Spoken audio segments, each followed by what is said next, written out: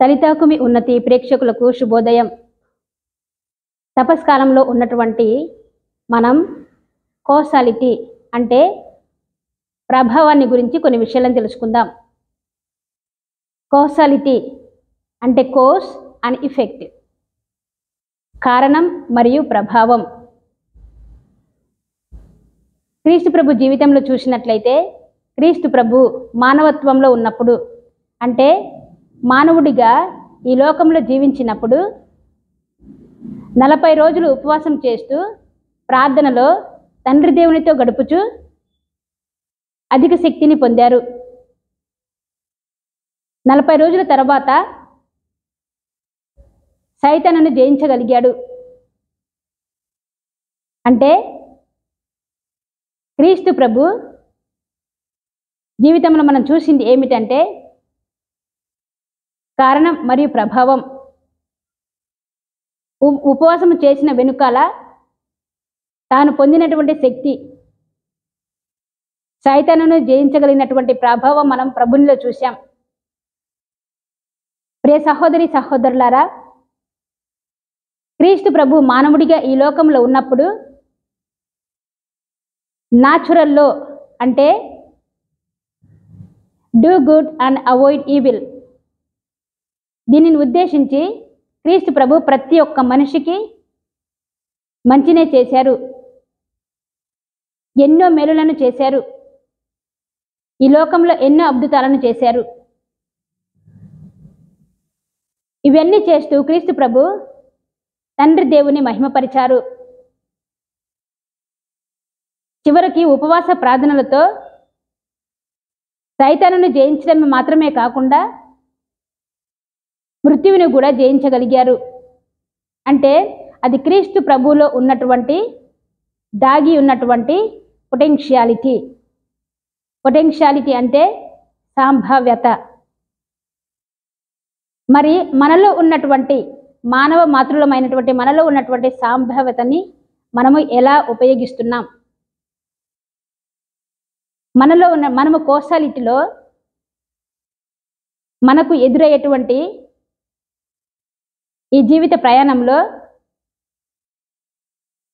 పునీత Thomas Aquinas Sushma థియోలజీలో అన్నట్టుగా end comes first in the action of the man. మన ప్రభావిత జీవితంలో మనం ఏ విధముగా మన ఎఫెక్ట్ని చూస్తూ ఉన్నాం, మన ప్రభావాన్ని చూస్తూ ఉన్నాం. ఉదాహరణకు చూసినట్లయితే పునీత మౌనికమ్మ 16 సంవత్సరాలు తన కొడుకు అగస్టిన్ కొరకు ప్రార్థించింది, ఎన్నో ఉపవాసాలు చేసింది, దాన ధర్మాలు చేసింది. 40 రోజుల పాటు క్రీస్తు ప్రభు పాదాల చెంత తన ప్రార్థనలో ఎంతో ప్రాధేయపడింది. చివరకు ఆమె చూసినటువంటి ఎఫెక్ట్ ఏంటంటే తన కుమారుడు అగస్టిన్ పూర్తిగా మారిపోయాడు, దైవ కుమారునిగా తీర్చిదిద్దబడ్డాడు. ప్రపంచానికి ఎంతో మేలు కలిగించే ఒక గొప్ప వ్యక్తిగా దేవుడు అతన్ని తీర్చిదిద్దాడు. ప్రతి మనిషి తన జీవితంలో ఆలోచించే విధానంలో చేపట్టబోయే కార్యంలో ముగింపు చర్యనే ముందు చూస్తూ ఉంటారు. మన జీవితంలో ఉపవాసం 2 విధాలుగా చేస్తూ ఉంటాం. ఒకటి, నా కుమారుడు పరీక్షలు రాస్తున్నాడు, అతడు తప్పకుండా పాస్ అవ్వాలి, నేను చేసే ఉపవాస ప్రార్థన ద్వారా దాన ధర్మాల ద్వారా నా కుమారుడు తప్పకుండా దేవుని కృప వలన పాస్ అవుతాడు అని చెప్పి కొంతమంది ఉపవాసాలు చేస్తూ ఉంటారు, ప్రార్థనలు చేస్తూ ఉంటారు, దాన ధర్మాలు చేస్తూ ఉంటారు. దీనిని గుడ్ కోస్ అండ్ గుడ్ ఎఫెక్ట్ అంటారు. మంచి కారణం ఎప్పుడైనా కానీ ప్రభావిత జీవితంలో మంచి ప్రభావాన్ని చూపుతూ ఉంది. కొంతమంది అనుకుంటారు ఈ తపస్కాలంలో పక్కింటి వాళ్ళు ఎప్పుడు కూడా మాల వేసుకుంటున్నారు, ప్రార్థనలకు వెళ్తున్నారు, ఉపవాసాలు చేస్తున్నారు. కనీసం వాళ్ళని చూసి అయినా సరే నేను కూడా ఆ విధంగా చేయాలి, ఏదో ఈ 40 రోజులు అలా ముగించుకోవాలి, నలుగురు నన్ను కూడా వీడు కూడా ఉపవాసం చేస్తున్నాడు, ఈవిడ కూడా ఉపవాసం చేస్తుంది, మాల వేసుకుంది అని అనుకోవాలి. అంటే ఇక్కడ ఆ మనిషికి ఉన్నటువంటి ముగింపు చర్య గురించి ఏమీ ఆలోచన లేదు. ఎందుకంటే తన జీవితంలో గోల్ ఏంటి అనే దాన్ని చూడటం లేదు. ఏదో ఒకటి చేస్తున్నాను, అది ఏదో ఒక విధంగా ముగిసిపోతుంది అని అంటే ఇక్కడ no good cause, no good effect. ఫలితం లేనటువంటి ఒక ఉపవాసం, ఫలితం లేనటువంటి ఒక దాన ధర్మం. అయితే ప్రియ సహోదరి సహోదరులారా, క్రీస్తు ప్రభు వలె